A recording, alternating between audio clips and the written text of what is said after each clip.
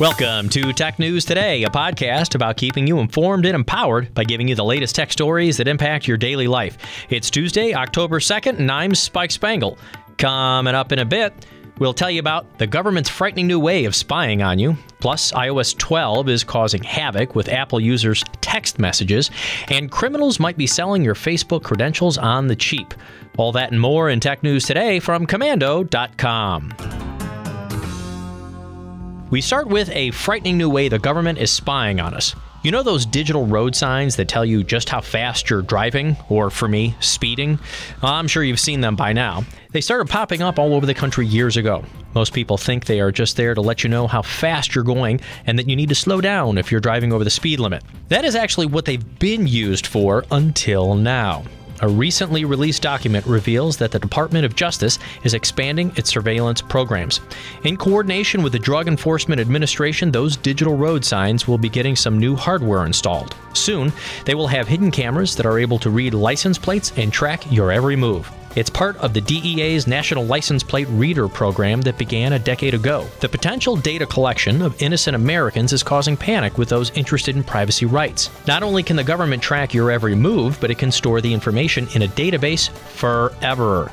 One privacy advocate told Quartz, you look at something like a wiretap, and most of the time it's looking for a specific person and capturing specific conversations with that person. But here, they are collecting information on everybody, not all of whom have been accused of a crime, in case they may one day commit a crime.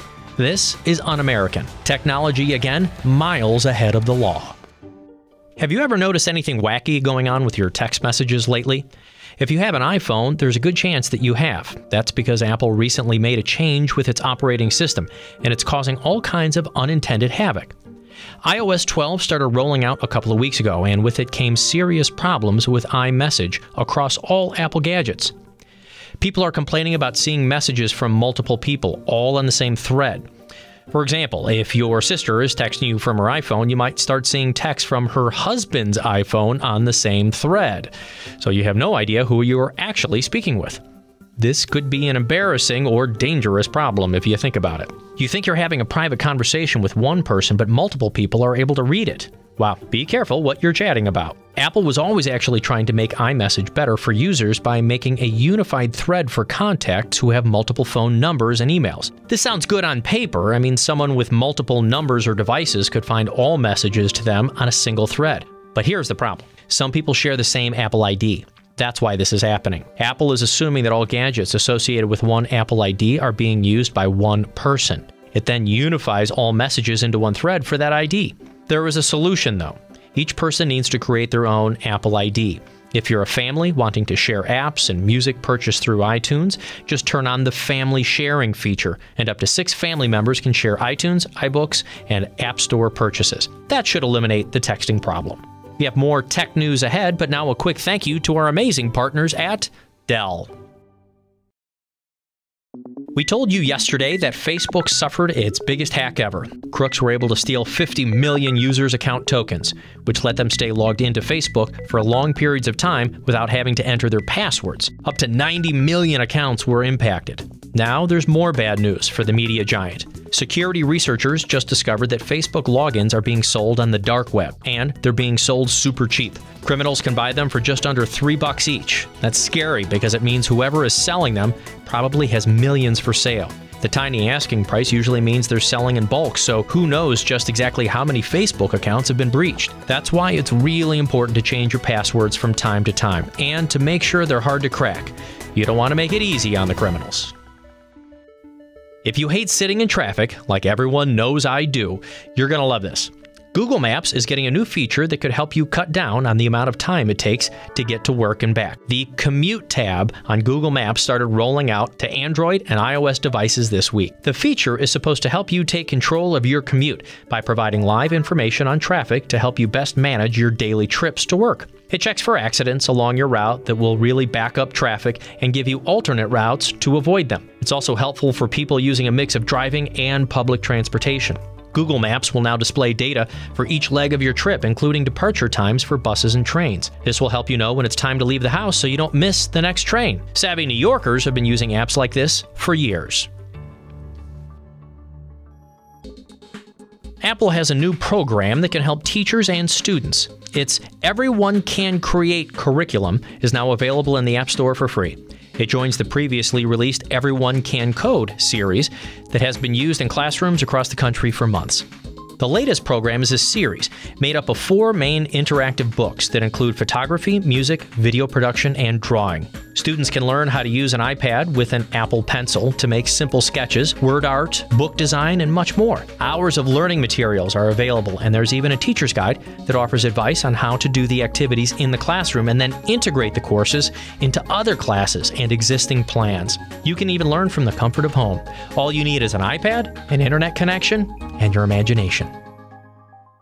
If you've ever thought about cutting the cord, oh boy, have I ever been. Now might be the time.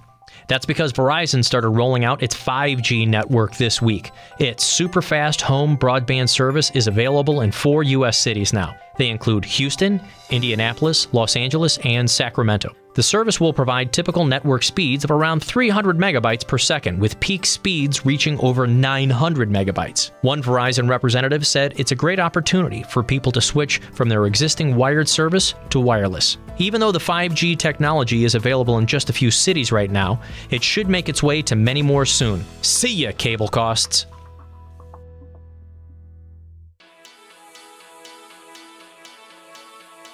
Do you remember the legal battle a couple of years ago between the FBI and Apple? You see, the FBI wanted to help break into an alleged terrorist's iPhone, but the company refused. It ended up in the courts and lasted for months, until the government found another way to hack into the phone and drop the lawsuit. Well, here we go again with the privacy issue. Forbes reports that for the first time ever, law enforcement has forced the owner of an iPhone X to unlock their device with facial recognition technology. This, of course, is when you unlock your gadget with your face instead of a password or PIN. It happened a couple of months ago when the FBI was searching a home during a child abuse investigation. They forced the man to unlock his iPhone with his face and allegedly found tons of incriminating evidence. He was later charged with receiving and possessing child pornography. The FBI had a search warrant and appeared to have followed all proper procedures, but this opens the battle once again between law enforcement, tech providers, and privacy features. By the way, once you're done listening to our podcast, do us a favor and give us a good rating on wherever you're listening to us. Write a few nice words so others can find our podcast more easily. We'd really appreciate it. And finally, for today's Commando Kicker. If you're prone to posting mildly offensive things on Facebook, let's face it, we all have a couple of friends who do, or you know somebody who does, beware. The social media giant recently announced the deployment of a large-scale machine learning system, aptly named Rosetta, to automatically identify inappropriate content and images in its site. That means any picture with potentially harmful content will be recognized and removed. But since Facebook has struggled in the past to properly identify hate speech or harmful content, this just may be one way it attempts to clean up its platform. For more fun and interesting facts, go to Commando.com and search for Commando Kicker. Well, that's our tech news for today from Commando.com, and special thanks to our partners at BePrepared.com.